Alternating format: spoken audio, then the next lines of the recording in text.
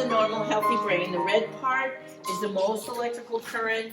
The yellow is the second layer down. Green's the third layer down. Then there's a real thin blue-purple line. It's a very dark screen, but there's a real thin blue-purple line around the edge here before we get to the black part. That's the teeniest amount of electrical current. Temporal lobes are actually a little bit bigger than this. Okay, but that's right here, highly affected by alcohol before we're born. And this spot right here is Kevin's favorite, basal ganglia. Basal ganglia. So it's all the way down to the yellow. Okay, a little bit of red. And this one's got more green, a little red. When we look at a trauma-affected child's brain, where do you see the most red? Yes. The monkey. The monkey. It's the fight, flight, freeze part of the brain. So their instant response comes from where it's the biggest and most active. Their first response is defend. I didn't do it. It's not my fault. Or attack, which is the best. Defense is a good offense. Yeah. All right. So temporal lobes. It's where we have our memory. We learn from our experience. What do you see in that temporal lobe? A big hole. Lights out. Lights out. You got it.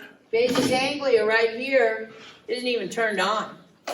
Okay? It's all the way down to the third level green over here. What do we have when we don't have a basal ganglia working, Kevin? We got not much happening that's good. Yeah. Not much happening that's good. It's about right. So when I first saw these, I was like, whew. We shouldn't ask these children to brush their teeth and make their bed, do their homework, because they should just sit in a chair and drool. That's a big hole there. And then I realized for years we've been teaching them to brush their teeth and make their bed and do their homework. This brain can heal. And someday I hope to have enough money to where we can do before and after brain scans at camp. QEEGs before camp, QEEG after camp, because there is no doubt in my mind there are massive changes to that brain in 1 week. With no neurofeedback, with powerful nurturing and a feeling and environment of safety. Because you can see it in the child's behavior. All right, but I have to rob a bank to do that. And I haven't trained my corgi to do it. So that back part, they're very defensive. They throw screaming fits. They argue. Oh, boy, they argue. Very negative. I can't. It's too hard. I don't know. They run away, or they're hypervigilant, stress-filled, and anxious. Freeze, they shut down. Shut down their emotions. When they're in this back part of the brain, no new information can enter the brain. And this is where most parents give their finest lectures. Yep. Been there and done that. We all have tried. You know, I was giving Sprout a lecture one day, and I was listening to myself, and I thought, oh, that was really good. Oh, that was very clear. You know, and then I looked in his eyes, and he was gone. You know, Just zoned out. But he was standing there trying to be respectful while I'm doing the and I said, oh man, I just gave you a lecture. He said, yes, you did, Miss Nancy. I said, I was wrong for doing that. Will you please forgive me? Because I wasted your time. He said, yes, ma'am, I will forgive you. I said, I'm going to make a pie tonight. I will make sure you get an extra large piece. Will that work for you? Oh, sure. You want to give me another lecture? Keep them coming. Hopefully not. I know better, and still, there she blows, the mouse. You know, I probably could have been a perfect mother if I would have had chapstick with super glue in it. Because that was where I made my biggest mistakes, with the mouth going. When I was at the Washington camp, my puppy was 6 months old. She had just finished her service dog training and got her certificate, so it was her first camp. And so I took her with me to camp. She was trained for that. And the first family came in, and she picked out one child that she wanted to go to and be with. And I don't know who's got what history of torturing animals or whatever kind of stuff. We found out later he did. So then when they left, she wanted to go with him. Well, another family came in. I had been working with them, and I knew their child tortured animals. That was a child she targeted out of all the other children they brought in. She wanted to be with that one. She wanted to go home with him when they left. And when they went to go to their room. 3 different families. She picked the worst child. That was the one she wanted to be with. And so I was sitting there, and Pam Cliffner, she's an amazing, brilliant lady. And I'm sitting with her, and I'm thinking, my dog just finished a year of training in 6 months. I thought she was really brilliant. And now I think maybe not so much. She said, well, haven't you heard the adage? You keep your friends close and your enemies closer? Oh. She knew exactly which child she needed to pal up to. Look at, I'm your best friend. Don't kick me. And that's what our children are doing. I'll be your best friend. Don't hurt me. Look at how nice I am. Look how cute I am. Don't hurt me. It's all survival. They call it mom shopping, but it isn't really mom shopping. It's like, oh, she's a mother figure. She might hurt me. Hi, I really like you. You're so pretty. I like your shoes. And moms go berserk. They hate it. It rips their heart out. But it's survival. Okay? So, our complex is activated by fear. Well, we aren't jumping out from behind furniture, scaring the children. But what do adults do that scare children? Get angry. Yeah. And their eyes say, I'm sick of this. But what they read is, you're going to hurt me. I'm not safe.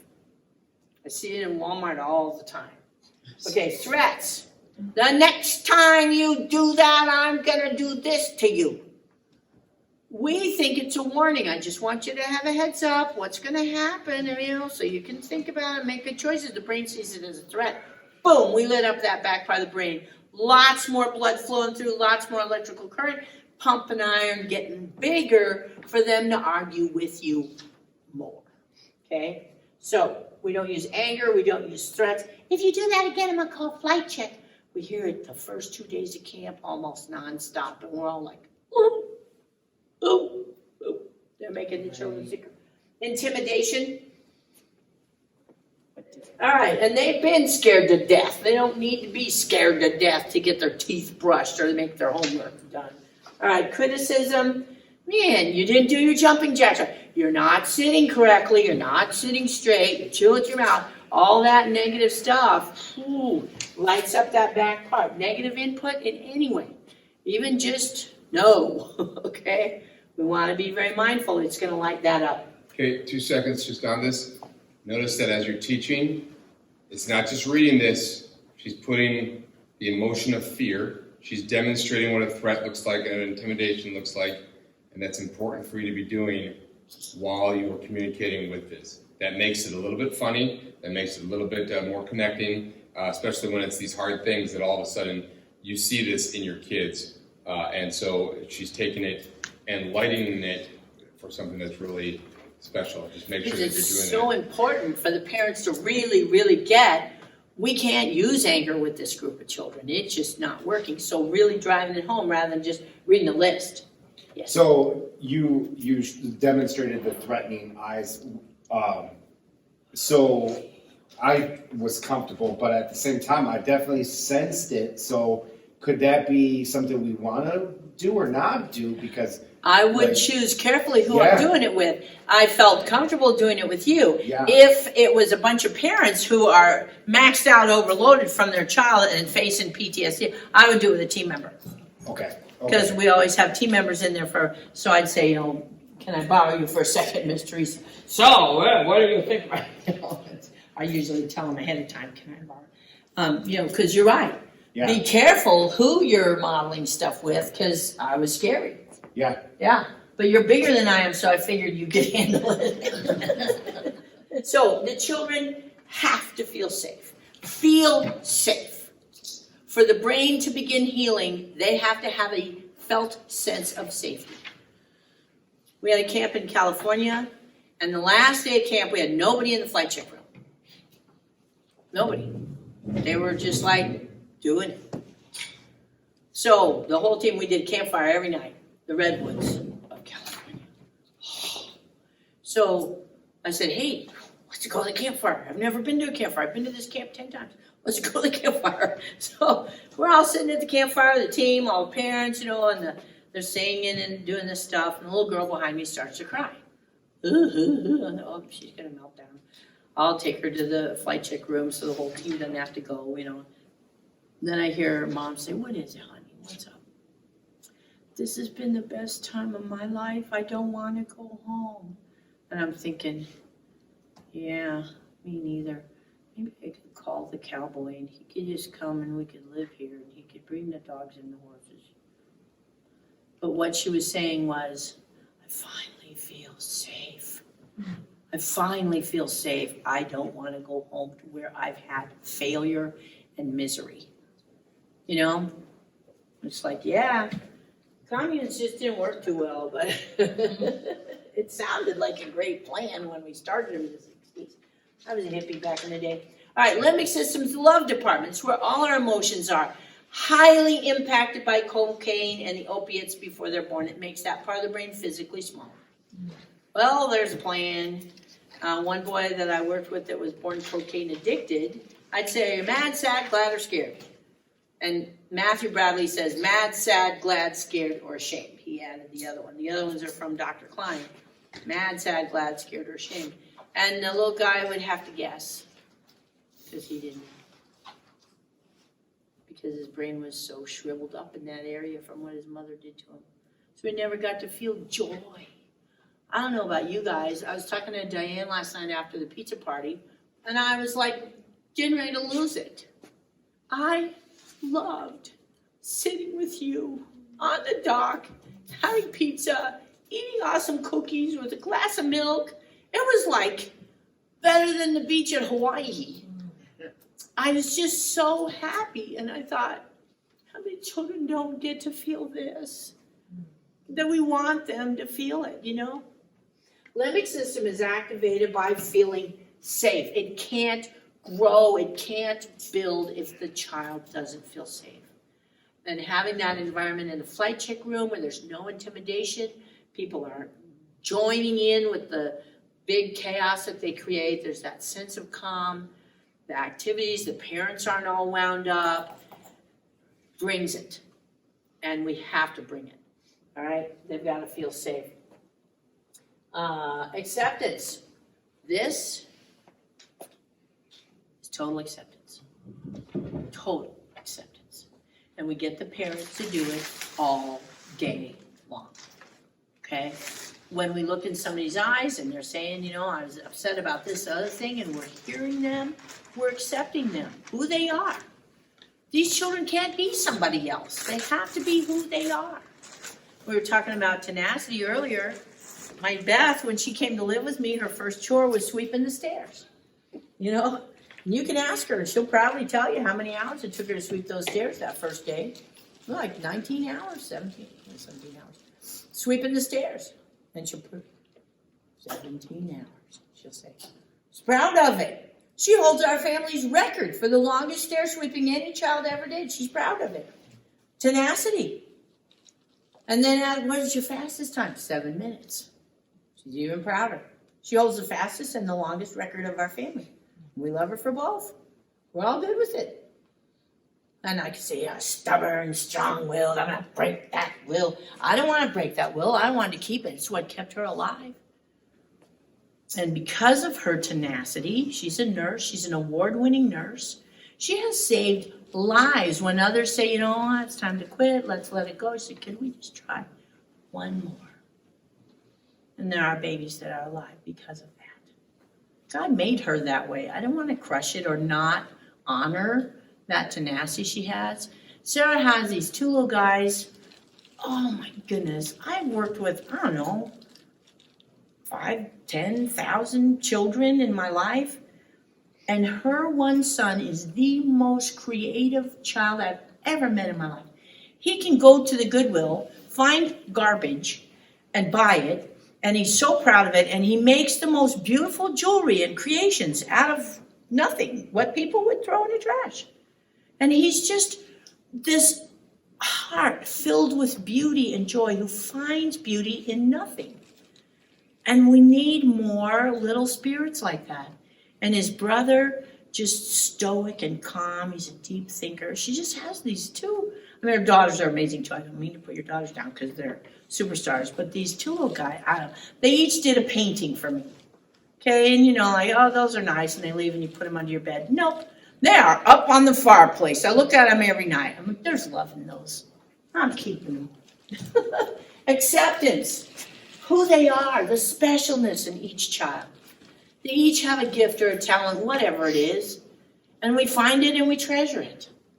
Okay? And the parents find it and we treasure it.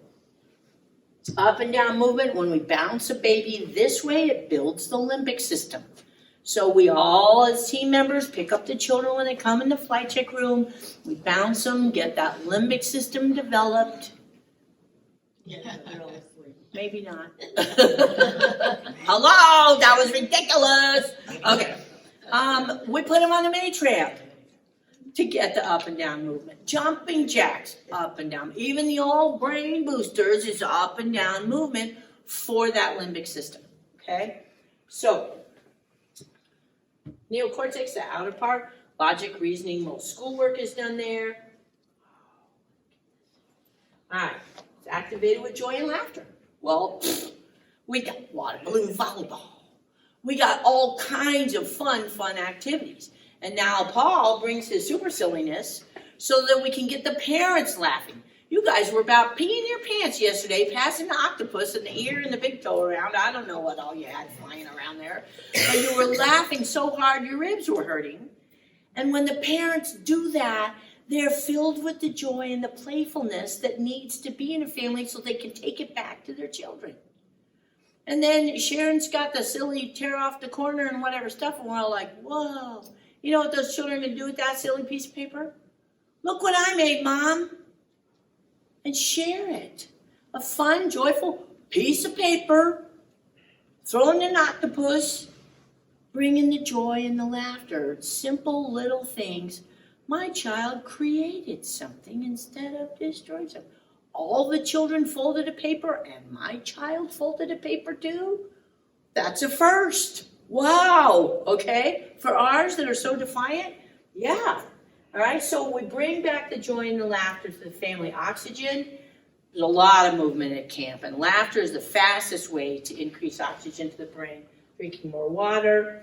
Okay, and then Mozart's music, not Beethoven's. Beethoven increases nightmares in children in the research they've done, but Mozart's music specifically increases activity in that outer cortex, and that's what we want. So that's what we use, except he has this one song, and the soprano sings it, and I don't know if it's just the same CD all the time or what, but that woman needs some Pepto-Bismol. So I always fast forward when she's singing because it irritates the heck out of me, and I can't imagine what it does to the children because it's like, ooh. All right, so the temporal lobe's highly impacted by alcohol, and the research I showed you, 80% of our children are struggling with that. All right, left side damage, we're going to see violence, learning problems, temper, aggression, irritability, all coming out of that side of the brain. Does that have to be from alcohol? No. They could have gotten dropped on their head. Could have been in a bike accident or a car accident. All kinds of things could happen that are going to hit that side of the head. All right, damage to the right temporal lobe. We're going to see mood swings. We're going to see problems with reading, problems with reading facial expressions, rhythm, and music. They can't even sing happy birthday that you can recognize most of the time. Temporal lobes are highly affected by caffeine. What's caffeine? What do we take in that has caffeine in it? Coca-Cola. Coke. Coffee, chocolate. Coffee, chocolate, Pepsi, Mountain Dew, Red Bull. Yeah, aspirin. Okay. So these children, we pass out a ton of chocolate for parents at camp because chocolate releases endorphins, which are powerful painkillers. And we're very clear it is not for the children.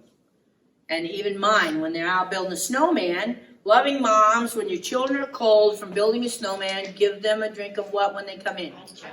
Hot chocolate, absolutely. Well, I'm a loving mom, but I love them enough not to give them the chocolate because it can cut the blood supply up to 25% to the temporal lobes that I'm trying to rebuild. So I make hot vanilla milk, which tastes like marshmallows. It just doesn't have any chocolate in it, okay? But I'm really careful that first year while they're healing. And nicotine, even secondhand smoke, sleep deprivation. That's a huge problem for our children because what happened at night for some of ours, many of ours? Good stuff, bad stuff. Bad stuff. Drunk, stoned, parents get mad or horny or whatever they do in the middle of the night and come wake up the child and hit them, smash them, sexually abuse them, whatever terrible stuff. So we say, okay, it's time for bed. Time to go off to slumberland. And they're like, what? Are you nuts? I don't want to go in there and close my eyes. bad things come in my head when I go in there and close my eyes. I'm going to fight it with everything that I've got. So they fight it. And the brain has to have 12 hours when they're under 14 and a half years old. It has to have 12 hours in the dark, okay, to detoxify, to take out the toxins that the cells have used during the day. They use the nutrients, they put waste material out. The brain has to clean it out. It takes the garbage out pretty much at night, okay, while they're sleeping. It has to have part of that 12 hours to take all the thoughts and the actions that happen during the day, sort them out, arrange them, make them all clear. In the subconscious, it's got work to do that cannot be done in 4 or 5 hours. They have to have the full 12. So our children have to do lights out at camp at 7 o'clock because they got to get up at 7 o'clock in the morning to get cleaned up and to breakfast by 8. So lights out, 7 o'clock. And we want to get them into those healthy sleep patterns. And what else happens when we put a child to bed at 7 o'clock? What else happens that's good for the family? Mom and Dad get time together. You got it. Mom and dad get time together. They get a break, or 2 moms, or 2 dads, or a single parent. All of them need a break. Okay? They're pooped. By 7 o'clock at night, I was done. Okay, I always got up an hour or 2 before my children so I could get breakfast going, get my teeth brushed and my hair combed, because I was never going to get back in there to comb my hair. And that was just going to be that way the rest of the day, because I knew 30 seconds away from my children, they were either reproducing or killing each other. So I didn't go comb my hair. It was done before they were out. Okay, so temporal lobes. There we go. Optimize. Music.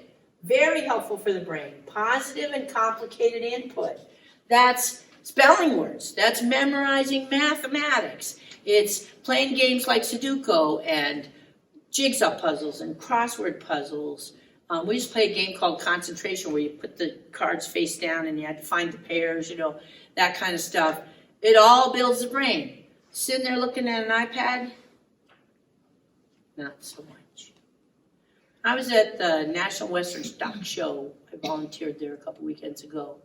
And there's beautiful animals. People have spent, $100,000 on the genetics and driving them all the way across the country, grooming them till every hair on them is perfect and shined up the hooves and the horns. And, we raised Scottish Highland hairy cattle, so we were working with our group there. And there's the children coming through to see the animals in the buggy with the iPad.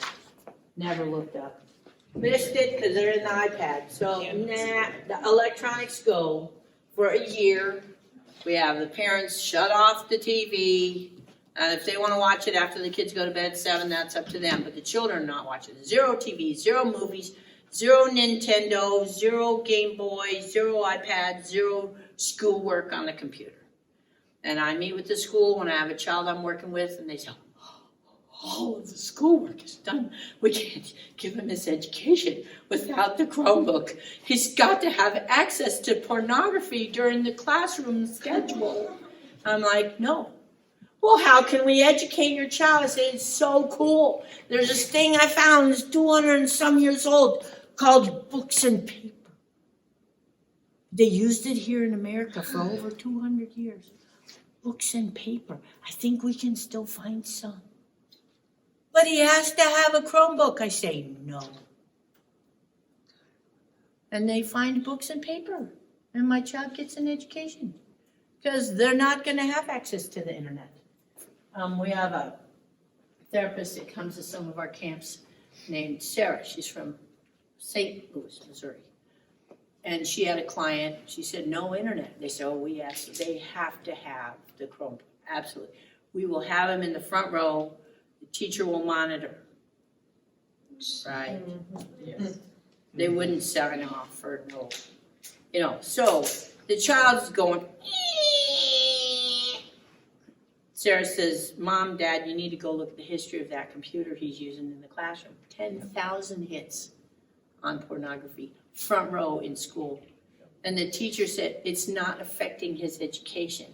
And Sarah, she's got chutzpah. She says, we don't want him educated in those things.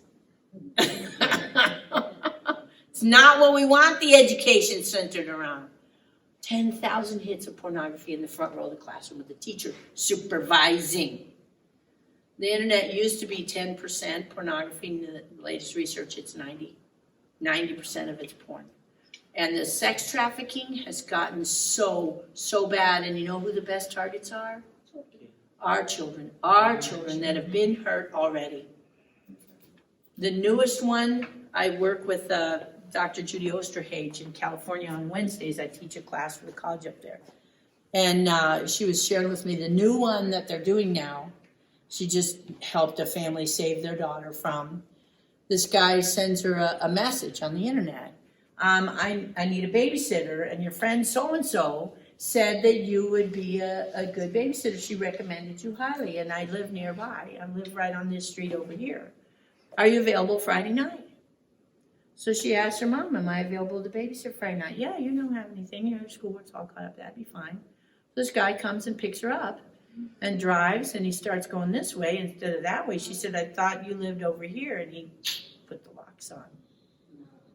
And he and his two friends hurt her over the next 3 days till mom got, the protocols for what do you do, and took care of it with the police and all, and they managed to get her home after only 3 days. But some of them we never even find again. We had 2 boys that were ninjas at the Florida camp.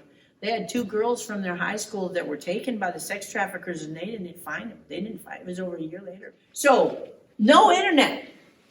These children, once they are hooked on pornography, it's in their head permanently. You can't erase it. It's permanently in there. And it just keeps echoing, and oh my goodness. So, no, there's no internet.